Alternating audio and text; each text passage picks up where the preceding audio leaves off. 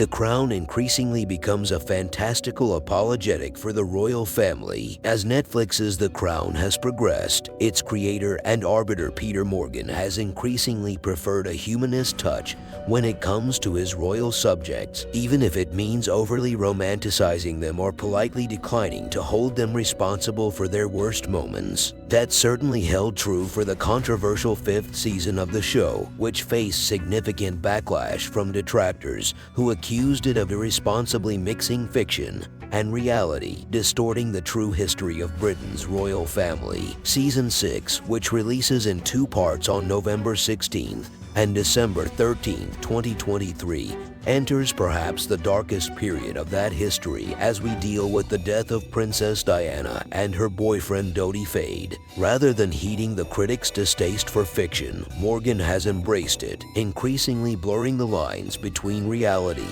and fantasy, even inserting scenes where Diana and Dodi's ghost try to make gentle, soothing reparations with their regretful survivors. It's as if he's smoothly averting the audience's gaze away from the brutal coldness of their deaths. The two were fleeing paparazzi at high speed down a Paris street in 1997 when their car, whose driver was later found to be intoxicated, crashed. Inevitably, that creative choice makes it necessary to separate the truth from the fantasy. As usual, there are the lavish and lovingly faithful recreations of famous real-life moments, like Diana's celebrated bright blue swimsuit, or the photo dubbed by the Mirror as the kiss between her and Fayed. But many other moments muddy the lines. For instance, the lavish party that Prince Charles threw for Camilla Parker Bowles' 50th birthday was indisputably real. Charles reading an excerpt from Jane Austen's Persuasion at the event, however, didn't happen. These blurred lines are often a byproduct of the endless conflicting and overlapping rumors that surround the royal family in real life. For instance, the series makes a point of rejecting a famous claim that Queen Elizabeth II thought of Camilla as that wicked woman, but there's no real evidence that either the original comment or the refutation really happened. But other fictional liberties throughout this season are harder to swallow or to justify as a byproduct of the malleability of the truth. In particular, this season of The Crown goes much further in insinuating that Fayed's father, Mohammed Fayed, was himself culpable for the events leading up to their deaths. At no other point in this show has the narrative so blatantly depicted someone adjacent to the royal family as deliberately exploiting the monarchy rather than primarily becoming a victim of it. The Crown has consistently portrayed Fayed as ruthless, determined to buy his way into British society and influence. This is a portrait backed by decades of media sensationalism, as well as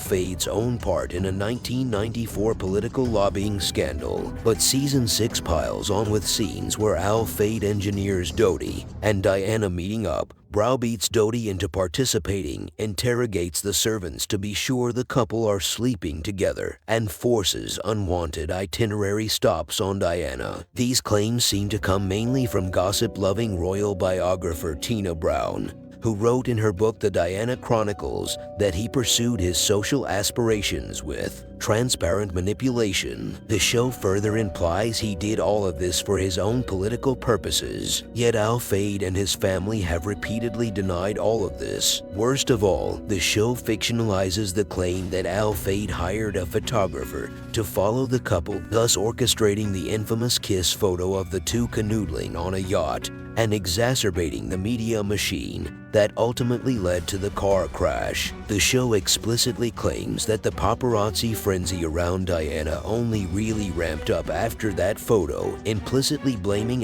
Fayed for starting the whole meltdown. That's a bold assumption given that the paparazzi had been chasing Diana for fully 2 decades at that point. Further, there's no evidence at all that Fayed hired the kiss photographer, and even a conflicting version coming from Brown herself. This narrative comes across as every bit as shallow as the royal-obsessed tabloid frenzies The Crown depicts. In one episode, we're treated to a close look at two different paparazzi photographers, as though they represent the two sides of this conflict. Diana's photographer, the one Fayed hires, is depicted as freewheeling, sleazy, social climbing Eurotrash. The Queen's own photographer is depicted as a sweet, doddering, tweed-wearing British gent, a family man who can't help but photograph Elizabeth at all her public events because he just loves her and the monarchy and Britain so much. He inevitably gets deemed to be trustworthy enough to help Charles stage a photo opus with the young Princes William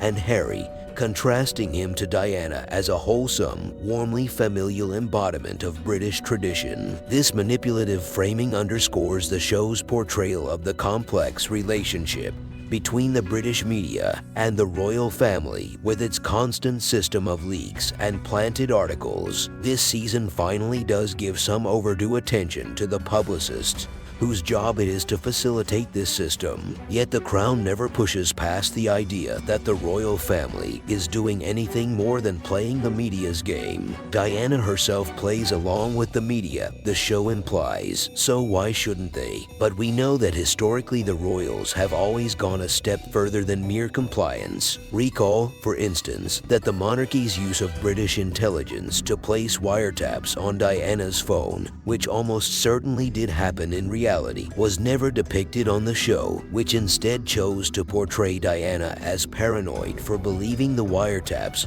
were real, rather than hold the monarchy's feet to the fire over its culpability in creating an entire ecosystem of media sensationalism. Morgan instead focuses on portraying Fayed as an opportunist whose greed resulted in his own son's death. As stories go, this one is a very dark form of victim blaming. It's also worth pointing out that the British media may have painted Fayed solely in terms of his relationship to money, power, and British society, but The Crown arguably had a responsibility to dig deeper and view him through a less shamefully Orientalist lens. It failed. Salam Daw turns in the most moving performance of the entire season when his greed ultimately turns to a father's grief, but combined with a forced scene in which Dodi's ghost tells him, "You shouldn't look up to the West," it comes across as far too little, too late. The show's treatment of Dodi Fayed is hardly more flattering. It presents him as weak in the face of his father's obstinance, drawn to the promise of power, and as a weird guy who provokes quiet mockery from Diana and her sons behind his back.